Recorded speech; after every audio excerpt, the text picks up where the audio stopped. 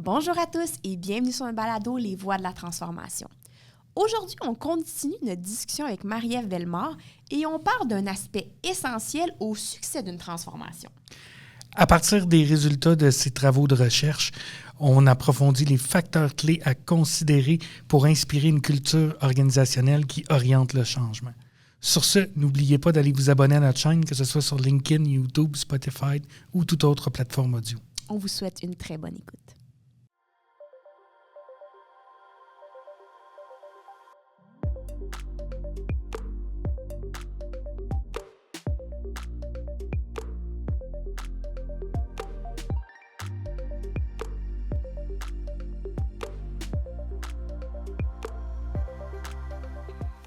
On y est à notre deuxième épisode avec Marie-Ève Bellemare. Donc, rebonjour Marie-Ève. Bonjour. Bonjour. Et on va revenir sur un élément qu'on a discuté dans le premier épisode avec toi. Puis moi, ça m'avait... C'est là-dessus qu'on avait terminé un peu notre conversation. Puis ça m'avait marqué. Tu avais parlé, là, puis c'était toi en tant que gestionnaire, mais les gestionnaires en général, la capacité d'un gestionnaire de prendre une vision et de la matérialiser. C'est quoi l'impact de ça sur l'innovation? Bien, c'est sûr que quand tu gardes ta cohérence stratégique, quand tu sais exactement pourquoi tu fais les choses, techniquement, tu devrais avoir un plus gros taux de succès de tes innovations. Parce que c'est encore très faible, hein, comme on le mentionnait. Oui. C'est encore très faible, les innovations. Puis souvent, ce qu'on fait, c'est qu'on approche une innovation comme un projet. Hein, puis très souvent, je le vois là, chez les clients que j'arrive ou qui ont déjà fait des planifications stratégiques. Ils ont des projets stratégiques. Et là, ils avancent leur projet. Mais pourquoi tu fais ce projet-là? On perd l'intention stratégique derrière le projet. C'est ce qui fait en sorte que les innovations, souvent, ce sont des échecs. Puis quand on parle d'échec, là, on va remettre... En fait, puis c'est pas un échec dans le sens où mais c'est qu'on n'a pas les résultats escomptés. Exact. C'est qu'on n'atteint pas les résultats qu'on souhaitait avoir avec le changement.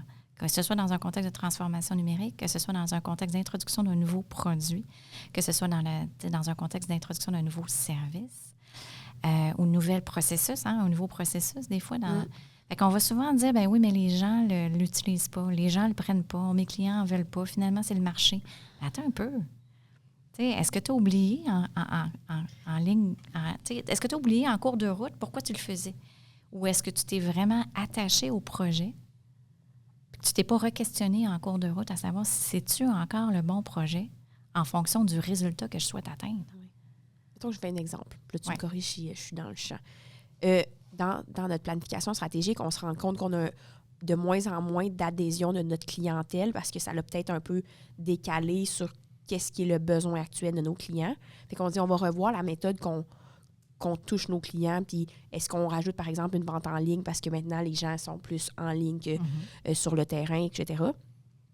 Puis là, tu tombes dans ta recherche projet qui est revoir ma méthode auprès de mes clients. Puis là, tu rencontres quelques fournisseurs de vente X, Y, Z. Puis là, tu te cliques vraiment avec un des vendeurs puis tu dis « Hey, ça, c'est parfait pour moi.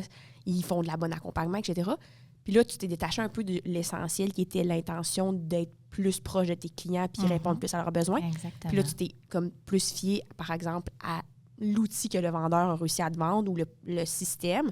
Puis là, tu lui fais tout le processus, tu l'intègres. Hein? Puis là, tu te rends compte qu'il n'y a aucune adhésion de tes clients pour ce système-là parce que c'est trop compliqué ou c'est pas user-friendly ou tralali, tralala. Fait que là, finalement, ça vient un peu démontrer ce que tu as dit. L'objectif était clair. Je voulais me rapprocher de mes clients puis qu'eux fassent une identité avec mon produit. Mais je suis allée champ gauche pour un système que, à mes yeux, à moi, ça allait être merveilleux parce que le client me l'a vendu comme si c'était l'affaire la plus géniale de la planète. Mais il n'y a aucune adhésion de mes clients. Fait que finalement, j'ai perdu peut-être plus d'adhésion de mes clients. T'sais. Exactement. Puis c'est la même chose dans un contexte de changement organisationnel. On fait l'implantation, transformation numérique, on met en place un nouveau système. C'est quoi le premier réflexe des gestionnaires? Eh boy, réticence au changement. Oui. Il n'y a personne qui l'adopte. Attends un peu, là. Et pourquoi? Ouais, pourquoi donc? As-tu tenté le terrain? T'as-tu ciblé? C'était quoi tes plus grands irritants? Exactement. Puis, encore une fois, c'était quoi l'objectif derrière? Finalement, c'était-tu le bon projet? Puis là, je vous parle de ça, là, puis ça, C'est un cas là, typique que j'ai eu dans une organisation. Justement, son projet stratégique, c'était de la mise en place d'une gestion de projet là, par gate. OK? Puis là, ben, il a tout développé son système avec ses gates. Puis là, ben, il a lancé ça. Puis il a dit, moi, mon projet stratégique, quand il faisait le suivi de son plan stratégique, bien, mon projet stratégique, il est fait. Check. Oh my God. OK. Bien, j'ai dit, OK, c'est quoi le taux d'adoption? Elle dit, ouais, ça, c'est un peu un problème, là, mais en tout cas, non, Mais ça attends veut un peu, dire que là, pourquoi c'est- check? Mais c'est ça. Comment ça se fait qu'il est check? Le taux d'adoption était 10 Aïe, OK. aïe. Mais je dis là, c'était-tu le bon projet? Pourquoi tu as fait ça, le projet de Gate? Ah, ben c'était écrit ça hein, dans mon plan stratégique. OK. Mais qui l'a Ouais. écrit? Pourquoi? Oui, mais tu sais, c'est qu'on ne s'est pas re-questionné en cours de route. Ou re-questionner. Parce que, tu sais, puis là, je suis peut-être biaisée, mais dépendamment des entreprises, dépendamment l'implication du leader ou du gestionnaire ou de la direction, des fois, il y a comme une coupure claire, là, tu sais. Eux, ils ont leur discussion en haut, puis ils ont leurs bonnes idées, puis c'est génial, génial. Puis ils repitchent des projets stratégiques en dessous, là, dans la hiérarchie. Fait qu'eux, ils prennent la descriptive du projet qu'ils leur ont donné, puis ils vont de l'avant, mais ils n'étaient pas dans la décision parce que ces gens-là, s'ils avaient été part de la discussion au début, ils auraient peut-être dit hey, ton projet de gate, il n'est pas applicable pas en tout, puis je comprends pas pourquoi on s'en va là. Mais lui, il l'a reçu sur sa table, fait qu'il l'a fait, puis il s'est pas posé plus de questions parce qu'il n'était pas impliqué, tu sais. Ben écoute, ça, c'est vraiment, tu sais, quand on parle justement de mindset, tu sais, une planification stratégique, c'est pas une fin en soi. C'est le début de quelque chose. Quand on parle d'une architecture stratégique, puis, ultimement, à quoi ça sert? C'est de créer de la cohérence dans le système. Puis le système, il Et y a le plusieurs système? étapes, là. Exactement, exactement. Puis au-delà de ça, ben, c'est de se dire, OK, j'établis ma stratégie, mes ambitions et mes aspirations collectives. Collectives, OK, on les nomme. On les nomme avec des objectifs stratégiques. Et trop souvent, ce qu'on se rend compte aussi, c'est que les organisations n'ont pas d'objectifs stratégiques. Oui. Ils ont des projets stratégiques associés à une vision très long terme. Ce qui fait en sorte qu'à un moment donné, il y a un décalage, il y a un gap. Il y a un gap.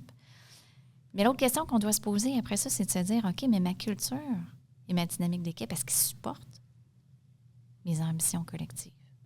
Est-ce que j'ai la bonne culture organisationnelle pour m'amener là où je veux aller comme organisation? C'est quoi l'écart aujourd'hui entre la façon dont je fais les choses et la façon dont je devrais faire les choses pour être capable d'atteindre ma vision? Donc, au-delà du système, au-delà des projets, on se pose très peu la question sur l'activation humaine par rapport à notre stratégie. Parce que c'est eux, ultimement, qui vont l'apporter. Mais oui, parce que tu l'as dit au début, je me rappelle pas si on avait parti le micro, mais en tout cas, c'était le plus grand succès d'une entreprise va être par ses employés, ses humains.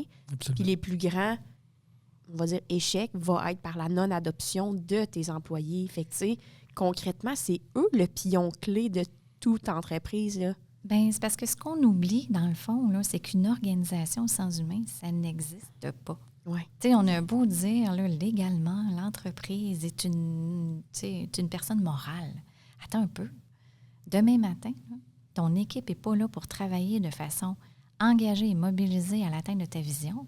Bien, ta vision, elle ne se réalisera jamais. Ouais. Non, exact. Je veux dire, tu vas rester tout seul avec ta vision. Comment est-ce qu'on mobilise notre monde? Puis est-ce que toute notre culture organisationnelle supporte les bons comportements? Au-delà de l'établissement des valeurs, là, quand on dit les valeurs, puis souvent dans un contexte stratégique, on va établir nos valeurs fondamentales. Ouais. Mais mettons, là, on se dit, OK, on les enracine vraiment, là, puis on se questionne vraiment. Là. Nos valeurs fondamentales, ça amène quoi comme conversation? Ça amène quoi comme comportement? Ça amène quoi comme prise de décision? Qu'est-ce que ça nous donne dans le quotidien? Puis c'est ça le grand défi d'une planification stratégique, c'est de l'enraciner dans notre quotidien. Ouais. Au-delà des valeurs sur un mur, Parce Mais qu'on s'entend que c'est comment? ça, là, en ce moment. Ouais. Dans la majorité, ils dans la ont très grande leur majorité. valeur sur leur mur, mais tu la ressens pas, là, tu sais. Bien, c'est ça. Puis ultimement, c'est ça l'incohérence ou l'espèce de désalignement qu'on sent. Puis combien de personnes partent d'une organisation en disant, écoute, je ne me sentais pas interpellée. Tu sais, il y avait un écart entre ce que moi je voulais et ce que je vivais vraiment. Ou même encore, le pire, entre ce qu'on m'a dit que j'allais vivre et ce que je vivais vraiment. Oui, c'est ça. Des fois, ils te le vendent, là. Je vois... Là, je dérape, mais j'ai écouté une série la dernière fois, puis elle s'est faite vendre l'entreprise. Elle est en texte, une femme, puis elle s'est fait vendre que l'entreprise était super inclusive, diversifiée, puis que tout le monde avait les mêmes opportunités, etc. Là, on s'entend, c'est une série, mais ça doit quand même être réaliste.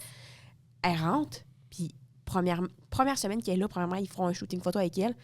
Il y a l'ethnie, les femmes dans les photos, mais dans la compagnie, 95% des gens, c'est des Blancs. Là. C'est des hommes blancs. Puis après ça, ils ciblent les projets, puis elle lève tout le temps la main, je veux le prendre tout le temps. L'homme blanc. Fait que là, t'es comme, ta valeur que tu mets comme de l'avant dans l'entrevue, sur ton mur, la diversité, l'inclusivité, elle n'est pas là pendant tout, finalement. Là. Non, c'est exactement. Fou, hein? C'est une série, mais je me dis, c'est sûr que c'était... Mais en fait, c'est vraiment ça. Puis, tu sais, quand je vous dis que j'ai quitté l'organisation, j'ai quitté mon poste de direction générale avec encore quelques questions en tête sur dire comment est-ce qu'on crée encore plus de cohérence dans le système. C'est ça qui guide, dans le fond, notre développement depuis. Là. Chez Zone 4, c'est vraiment ce qu'on tente de faire. Fait que de voir une architecture stratégique, mais après ça, on va se poser la question, est-ce que ma culture et ma dynamique d'équipe supportent ces ambitions collectives-là? Est-ce que c'est cohérent? Est-ce que c'est aligné? Sinon, qu'est-ce qu'on doit faire de différent? Après ça, est-ce que ma proposition de valeur est vraiment celle que je dis que j'offre? Est-ce que l'expérience que je fais vivre à mes clients est vraiment en adéquation avec ce que je souhaite? Après ça, est-ce que j'ai les compétences, les capacités? Est-ce que mes systèmes sont bien alignés avec ce que je souhaite faire vivre à mes clients, faire vivre à mes employés? Puis est-ce que mon système numérique, transformation, est-ce que l'information que j'ai me permet de prendre des bonnes décisions dans le contexte où je veux atteindre une vision? Fait que souvent, ce qu'on voit, c'est que ça fonctionne en strates. Tu vas avoir la strate stratégique. Après ça, tu vas avoir le capital humain, qui est comme une zone flottante. On n'a pas l'impression qu'il est nécessairement intégré. C'est ça, elle flotte, on en parle, tu sais, mais elle n'est peut-être pas mais, tu sais, c'est au centre. C'est ça. Puis après ça, tu as le volet opérationnel qui, lui aussi, est un peu flottant, qui est comme un autre brique. Puis là, on dit, écoute, il faut que tu sois data-driven. Il faut que tu aies de l'information. Et là, tu pars. Oui. Ah, puis ça, là, je trouve ça tellement dommage. Là. Oui. Mais aucune cohérence. Non, c'est ça. Il n'y a rien. Il y a rien qui attache ta stratégie avec ta culture avec ta proposition de valeur, avec ton système avec ton information. Stratégie. Puis avec exactement. Exactement. Fait que c'est ce qu'on tente de faire chez Zone 4. C'est de créer la cohérence dans les systèmes. Puis ça, on le fait en développant les capacités, dans le fond, les compétences et capacités en management stratégique. Oui. Ah, mais c'est fou. C'est fou. Puis, vas-y. Oui, en fait, comment qu'on fait pour caractériser ou essayer de concevoir c'est quoi la culture qu'on a, puis après ça, de dire c'est quoi la culture que je voudrais avoir. Comment qu'on fait pour définir les deux puis voir le gap? Oui. Puis c'est la grande question. Hein? C'est la question que j'ai évaluée. C'est sûr que les profils... C'est pour ça que j'utilise des outils. Hein? Puis l'objectif de tout ça, c'est que c'est tellement intangible que ce qu'on tente de faire, c'est de le rendre tranquillement, mais sûrement, le plus tangible possible. Et c'est un très gros chantier. Quand on parle d'évolution d'une culture ou de transformation d'une culture, c'est un énorme chantier qui demande énormément de la part des gens et de la part des dirigeants.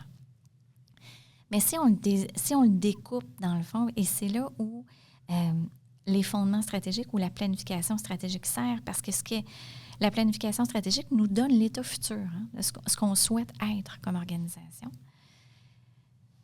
Et la question derrière, c'est de dire quel comportement, mettons si on se dit on est là, quel comportement on doit avoir ou on devrait avoir pour se rendre là. Et c'est là où on tombe dans l'analyse de « OK, je vais atteindre tel résultat. J'ai mon résultat 1 aujourd'hui, mon état actuel. Je vais me rendre à mon résultat 2, l'état futur souhaité. » Quelles sont les croyances? Quels sont les comportements qui aujourd'hui supportent le résultat 1, mais qui peuvent être un frein au résultat 2, à l'atteinte de mes résultats 2. Oui. Donc, il faut vraiment y aller dans le micro pour être capable de comprendre qu'est-ce qui pourrait potentiellement être des freins.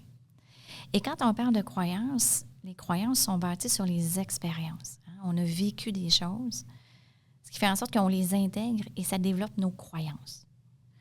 Il y a aussi les volets de profil individuel. Là. C'est sûr que...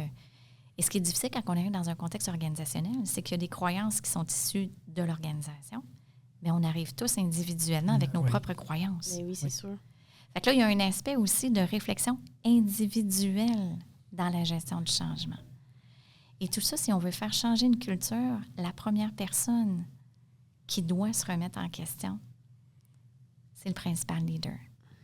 Donc, ça demande énormément d'humilité de la part des dirigeants, de la part des leaders.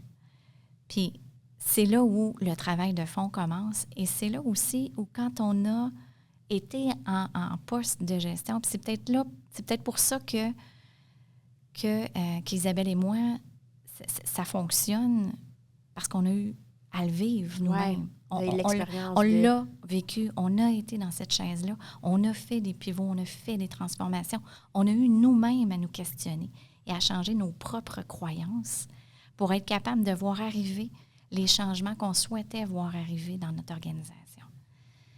Fait que c'est un petit peu ça, dans le fond, c'est qu'on part toujours par en haut, mais on se pose quand même systématiquement la question, c'est quoi les comportements qu'on doit voir arriver qui vont nous permettre d'atteindre les résultats souhaités. Et là, donc, c'est une prise de conscience. Et c'est de dire, c'est quoi les nouvelles expériences qu'on doit vivre à l'intérieur de l'organisation pour pouvoir créer des nouvelles croyances, pour que nos nouvelles croyances nous permettent de se mettre en action, pour que nos actions soient cohérentes avec les résultats escomptés. Puis aussi, j'imagine qu'il y a aussi un back and forth de oui, mon action, mais de me re-questionner, je suis toujours alignée, tu sais, parce que j'ai l'impression qu'on se perd vite, là. C'est ça. Tu dis, je vais commencer à faire des recherches de tel, puis là, puis là, toi, tu as une préférence due à tes croyances, puis là, attends, il faut que je me re-questionne. Pourquoi je suis en train de faire ça? C'était quoi le but ultime? Je pense que souvent, ça doit être comme dans la dynamique du moment, juste comme, Et quand on dit qu'on est pris par les opérations, c'est vraiment vrai, là. Ouais. C'est pas par mauvaise foi, puis c'est pas parce qu'à un moment donné, les opérations continuent, là. Donc, c'est pour ça que ça demande au principal leader, souvent au président ou au directeur général de l'organisation, de s'assurer, lui, d'être dans la bonne intention constamment. C'est son rôle de l'amener constamment, d'amener constamment cette espèce de cohérence stratégique-là qui va faire en sorte que, éventuellement, le système va changer. Ouais. Puis j'imagine que la cohérence par le leader vient aussi par sa proximité, tu sais, dans le sens... Il n'a pas mis les clés sur la table et dit « T'es en charge de ce projet-là », il va faire des touchpoints, il va suivre le projet, il va re-questionner, il va, son implication doit être présente, là, mais aussi alignée, dans le sens, il ne peut pas dire « On s'en va à droite », puis lui, quand il n'est pas en train de faire un suivi de toi qui va à droite, marcher à gauche à pleine vitesse, J'imagine qu'il y a quand même une certaine proximité qui vient améliorer cette cohérence-là, tu sais? Bien, c'est des outils puis des méthodes. Puis oui, tout à fait. Tu as tout à fait raison. Puis, tu sais, on pourra en reparler un petit peu tantôt quand on parle d'exécution stratégique, là. Oui. C'est vraiment là. Tu sais, c'est quoi les outils, les bons outils? Mais avant d'arriver dans un contexte d'exécution stratégique, il faut quand même réfléchir à c'est quoi un bon leader? C'est quoi son rôle? Puis est-ce que c'est une nécessité pour un leader qui veut amener du changement d'accepter de se changer lui-même? C'est la base même. Okay. Un leader, une culture ne peut pas changer si le leader ne change pas sa propre culture. Okay. Et c'est ce qui est extrêmement difficile dans une transformation culturelle. Non, mais c'est sûr. Puis on sous-estime ça, ce travail-là. Puis c'est ce que j'ai eu la chance de vivre, moi, quand j'ai pris la direction générale de l'organisation dans laquelle on a eu une transformation de culture. Le principal dirigeant, le propriétaire, a eu une humilité extraordinaire. Donc, il m'a vraiment donné les clés de son organisation, les rênes de son organisation, et il a dit, je comprends que j'ai à faire un travail personnel avant de pouvoir reprendre les rênes de mon organisation et l'amener là où je veux l'amener. Donc, on travaillait en proximité, là, on était extrêmement en proximité, puis il était là, puis je veux dire, on l'a fait ensemble. C'est pas moi toute seule qui l'a fait. Mais tu avais quand même donné les rênes, puis la confiance, Exactement. puis les moyens de réussir, tu sais. Exactement. Exactement. Puis s'il n'y avait pas eu cette humilité-là, je ne serais pas allée. Parce que, écoute, je vais vous raconter l'anecdote. On était allés manger parce qu'ils voulaient me convaincre. Ils voulaient me convaincre de prendre la direction générale parce qu'il y avait pour vrai un gros pivot puis un gros changement de culture. C'est une entreprise mature qui est arrivée vraiment au bout de son modèle d'affaires. Puis on le sentait dans les cycles de vie des organisations. Après 40 ans, c'est une organisation qui arrivait en déclin. Qui était basée là, sur un modèle qui n'existait plus. 50 %, juste pour vous dire, mise en contexte, 50 % de son chiffre d'affaires était l'entretien du réseau de téléphonie publique de Bell Canada. Aïe, aïe, aïe, aïe, aïe, aïe, aïe, Hein? aïe. Tu sais, quand tu dis aller au bout de ton modèle d'affaires, Oui, t'es allé au bout. t'es allé au bout. Là. C'est terminé. C'est sûr. Fait que, mais tu sais, il a fallu qu'on fasse à ce moment-là une grande réflexion stratégique sur dire, OK, comment on fait? On se C'est quoi- relève de ça. C'est quoi la prochaine étape? Parce qu'on aurait pu décider, il aurait pu décider de dire, ben écoute, ça a été une belle ride.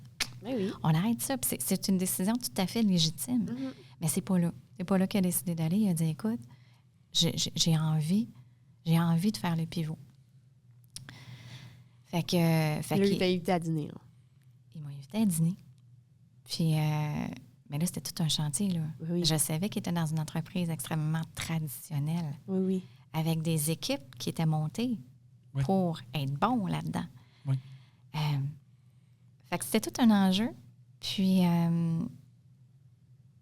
pour me convaincre, il m'a dit, écoute, viens, on va aller dîner avec quelqu'un, avec un propriétaire d'organisation qui a embauché un DG. Tu sais, puis pour faire des changements dans son organisation. Puis là, lui, il pensait me convaincre. Mais tu sais, j'arrive là, on met le topo, on met le contexte. Le DG me regarde, puis il me dit, sincèrement, si j'étais à ta place, j'y toucherais même pas. Puis là, tu sais, il y avait le propriétaire qui était Direct en face. devant lui. Direct. Lui, Là, il dit, écoute, mon Dieu, t'as pourquoi vu? je l'ai invité à mon lunch? Exactement, exactement. Mais ça a été quand même la base d'une belle conversation.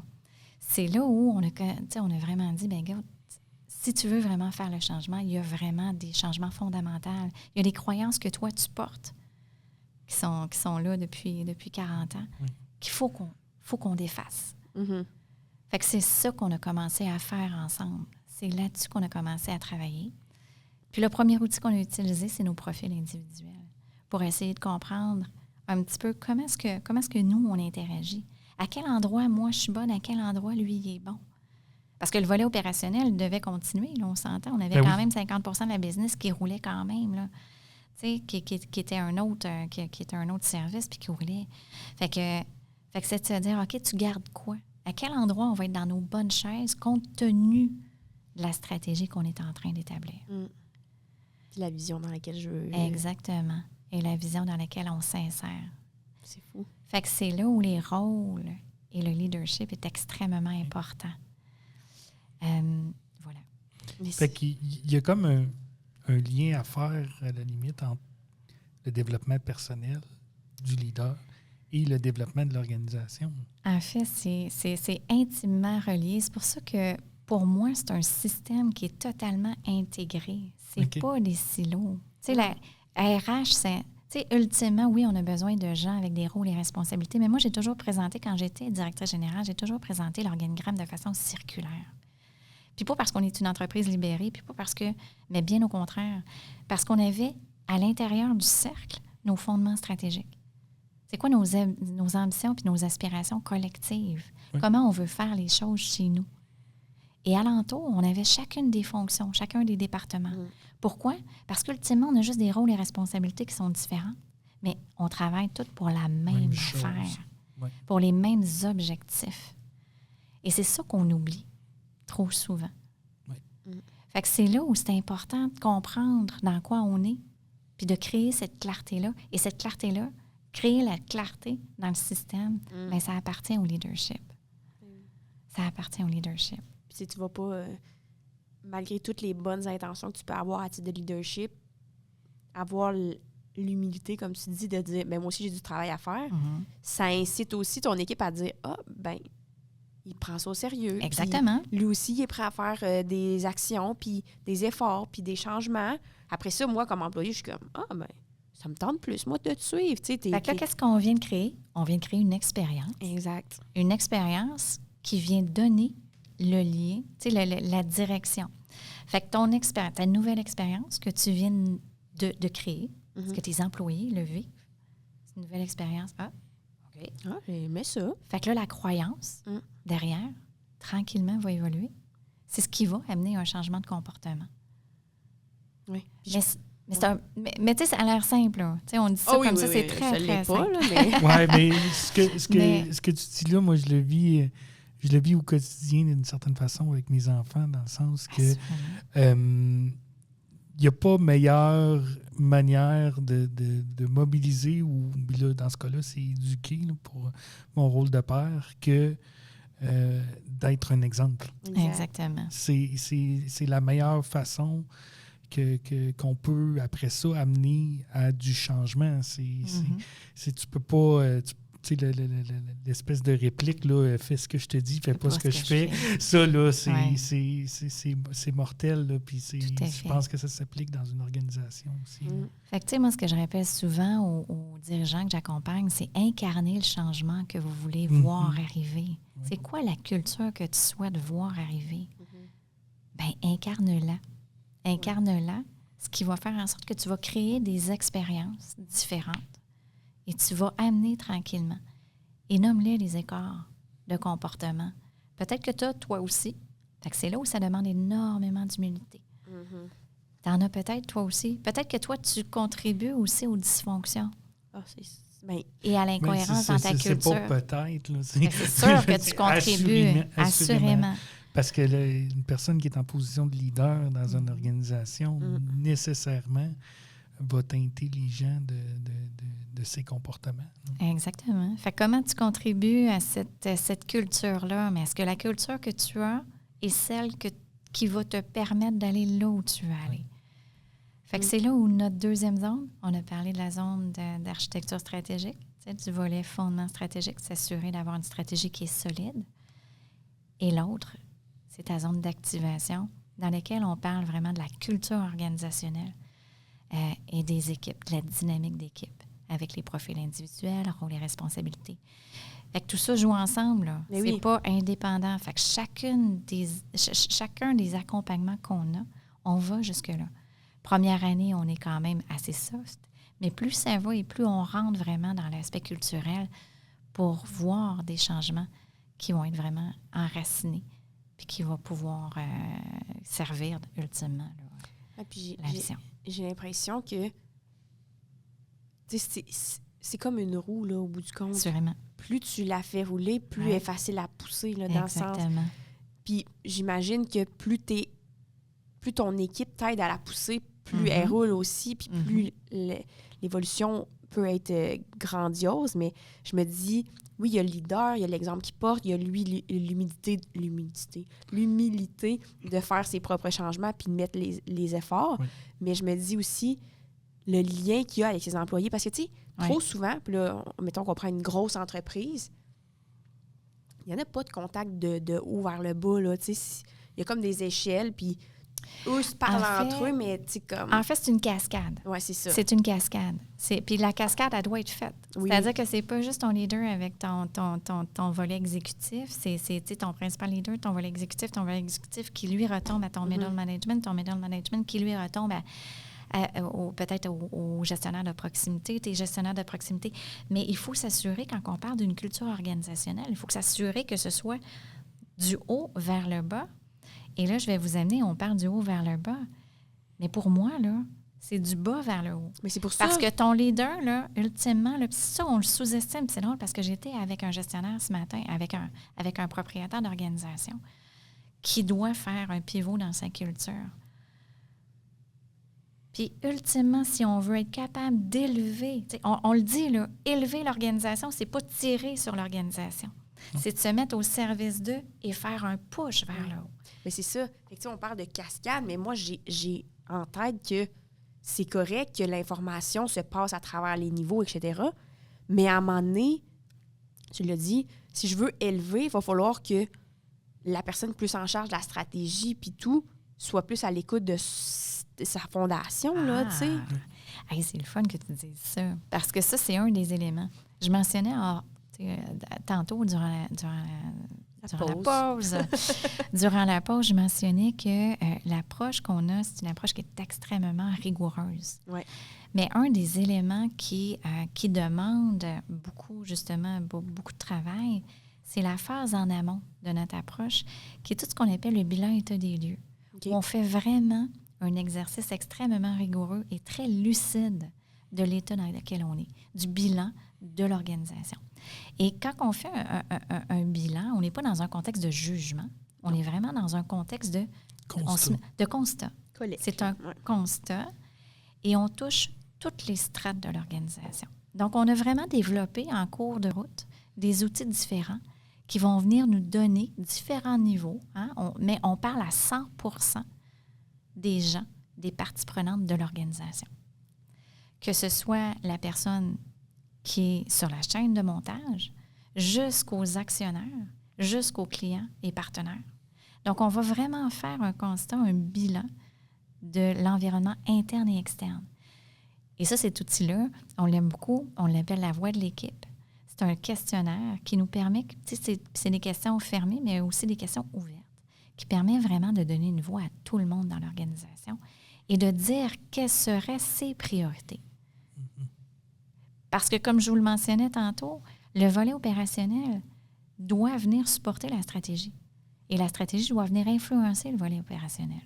Fait qu'il faut s'assurer qu'il y a une cohérence. Fait qu'il faut aller la chercher, cette information-là, terrain. Et c'est vraiment très drôle parce que, tu sais, on parle de ça. J'ai fait une planif avec un client chez qui j'ai fait la voix de l'équipe. Puis, ce client-là, il est sur le CA d'un autre de mes clients chez qui j'ai commencé une planification stratégique. Puis la seule et unique question qu'il a posée, c'est est-ce que tu as la voix de l'équipe dans ton approche? Ça a été tellement riche pour lui de comprendre vraiment, puis avec des questions neutres. Tu sais, t'as pas de... C'est moi qui présente l'information, c'est nous qui présentons l'information. Donc, on n'a pas de jugement derrière. C'est factuel. Puis on les explique pas non plus. On les recadre pas non plus. Parce qu'encore une fois, quand toi, tu es dirigeant puis que tu t'en vas voir ton monde, c'est comme si là, tu y allais avec tes propres perceptions, ta propre compréhension de la situation. Mais là, c'est totalement neutre. Fait qu'on leur donne une voix dans le processus. Je pense que c'est essentiel, là, dans le sens, tu l'as dit, si je veux élever, ça veut dire que je peux pas être juste en haut puis me dire que mon idée, c'est la bonne, là, tu sais. Exactement. Fait qu'on se met vraiment au service. Puis moi, j'ai même des clients, parce que ça, c'est des choses que je fais, parce que, encore une fois, tu dis c'est des tours de roue, c'est une roue, mais c'est des tours de roue. Oui. Donc, quand on parle de révision stratégique annuelle, c'est qu'on revoit aussi, est-ce que je crée de la cohérence dans mon système? Est-ce qu'à chaque tour de roue supplémentaire... Je suis encore alignée. Est-ce que j'ai encore du bruit à certains endroits qui fait en sorte que je ne suis pas capable de gagner vraiment une vélocité, de gagner en vélocité? Qu'est-ce qui pourrait faire en sorte? Quels sont les freins qui existent encore, qu'on doit lever cette année pour être capable de gagner encore plus en vélocité? Puis se diriger encore plus rapidement vers notre vision. Fait que, mais moi, j'ai des clients qui l'utilisent. Écoute, j'ai des clients que ça fait 5 ans qu'ils l'utilisent. Et c'est vraiment drôle parce que j'en ai une là, qui l'a présenté, puis qui a présenté l'écart entre, ce qu'ils avaient donné comme résultat l'année passée et tout le travail qu'elle avait fait en cours d'année. Puis elle dit, tu sais, gang, puis là, on voyait les résultats de cette année. Puis elle dit, tu sais, gang, moi, là, pour moi, c'est mon bulletin. Si vous êtes en train de me dire si je fais ma job correctement. Hey, tu sais, quand on parle d'humilité, là, c'est cool, très fort. C'est hot, hein? Puis, tu sais, j'imagine que juste de dire, bien, pour moi, ça, c'est mon évaluation.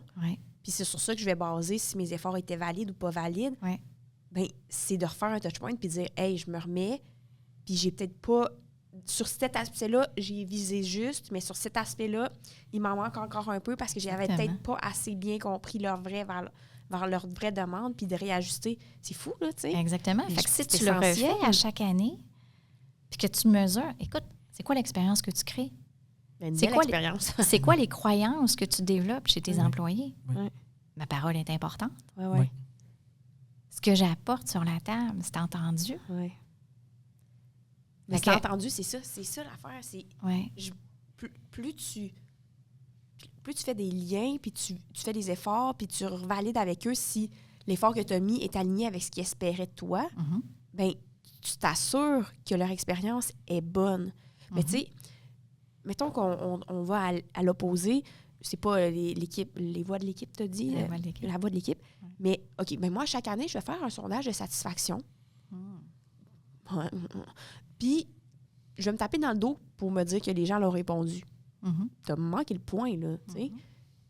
Tes employés, si ils veulent que tu les écoutes, ils vont potentiellement prendre le temps de bien le remplir. OK, il va tout le temps avoir quelques... on a tout le temps du monde qui répond un peu à tâtons, mais toi, comme gestionnaire ou comme propriétaire, c'est quoi que tu fais de ces résultats-là? Tu te dis-tu, yes, mon équipe a participé, puis j'ai une bonne équipe, tu sais? Ou est-ce que tu te poses la question sur les 2-3 personnes qui ont été vraiment honnêtes puis qui sont comme, ça, c'est un irritant, ça, c'est un irritant, ça, on pourrait s'améliorer? Ou tu les tasses la main? Est-ce que tu te donnes la table dans le dos parce que tu as fait faire un sondage de satisfaction? Ou est-ce que tu te donnes, pour utiliser l'expression, un coup de pied dans les fesses pour te dire, hey, je vous ai entendu, puis il va y avoir un changement sur cet irritant-là, tu sais. Mais quand on parlait d'humilité, là, parce que c'est douloureux faire ça. Mais oui. C'est douloureux faire ça. Tu sais, les premiers sondages puis que tu reçois, là, puis qui ne sont pas satisfaisants, là. Parce qu'il y a des questions qui sont quand même assez touchées, dont la dernière qui est, est-ce qu'il y a des tabous puis des non-dits dans l'organisation? Oh my God! Mais il faut ouvrir. Ben oui. Si on veut voir une réelle transformation de l'organisation, il faut qu'on aille jusque-là. Oui. Fait que quand on parle d'humilité du dirigeant puis que le dirigeant doit porter la culture qu'il souhaite voir arriver dans son organisation, on va jusque-là. Oui. On va jusque-là. Ouais, c'est en tout cas, ouf. Hein? Oui. Et si on veut développer une culture d'innovation, ben on n'a pas le choix de se remettre en question. Oui, parce que ça fait partie de l'identité de l'innovation, je pense. Parce Exactement. que si je reste les 2 pieds collés dans le béton, je manque le bateau. T'es dans le statu quo. Exact. T'es dans le statu quo. Est-ce que tu as d'autres choses à nous dire par rapport à l'aspect culture organisationnelle ou ça fait pas mal le tour? Ben écoute, je pourrais en parler c'est une ça. soirée complète, merci. Non, mais ça, mais je pense que là, pour le... Tu sais, je pense qu'on a quand même... On a dit des bonnes choses, tu sais. L'aspect, l'importance du leader dans ta culture, de défaire aussi les croyances puis de donner le temps aux gens d'établir cette nouvelle croyance-là par rapport aux nouvelles expériences, puis, les cycles, tu sais. Puis d'incarner son changement. Et d'incarner son changement. D'incarner son changement, puis d'avoir l'ouverture puis l'humilité de se changer soi-même en tant que leader pour amener les autres au changement. Ouais. Hey, ça, c'était la conclusion de mon mémoire de maîtrise.